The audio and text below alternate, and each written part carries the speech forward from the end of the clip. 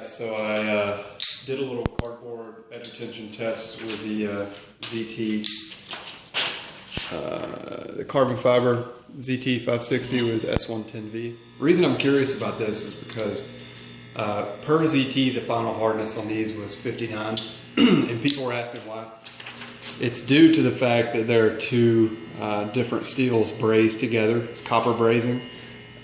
If they took the initial heat any higher, it would actually melt the copper brazing. So when you heat treat a steel, you take it up to a certain temperature benchmark, and what happens is when you pull it out of the oven, that initial heat, the blade is as hard as it's ever going to be. So what makes the blade soft is the temper cycles that go after that. So somebody asked on the 801 video, well, does it cost ZT more money to run the heat treat harder, and is that why they may possibly run their LMAX soft? No, that's not the reason.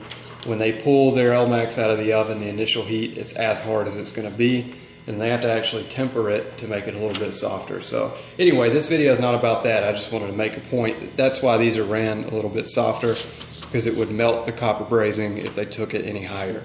I actually sharpened this on the wicked edge today at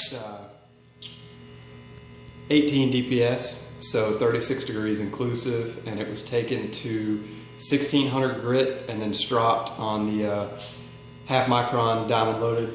I have a glass strop of kangaroo leather on it, has half micron diamond spray. Sorry, I'm distracted.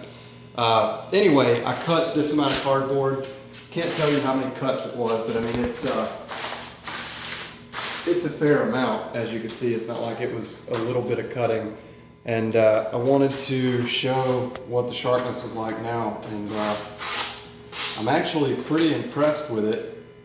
I know I've tested S110V before, and to be honest, I wasn't super stoked on it. It did do probably the best I had ever tested up to that point, but I wasn't really stoked on it just because of the way the edge was after that. But for this being 59 on the hardness scale, it's actually performing really well. There are a couple little dings in the edge, which after I cut this much cardboard, really any steel has a couple dings in the edge. But the impressive part is the fact that it's still really cleanly slicing. I mean, it's really clean. I don't know if you can hear that when it goes through. The point I want to make on this is the fact that push cutting is an absolute no-go. You really have to use a pretty big slicing moment to get it to go through the paper, but when you do slice, it's fantastic. I mean, it zips right through it. What that tells me is those large carbides, or those large carbide aggregates, are now exposed on the edge, and you can feel that. I mean, they are really toothy. This feels like a really fine hacksaw. I mean, it's extremely toothy, but it's holding its edge really well. So I was curious about this knife. The optimal hardness for S110V is around 63, and that is what Spyderco did their forum knife at, which is in S110V.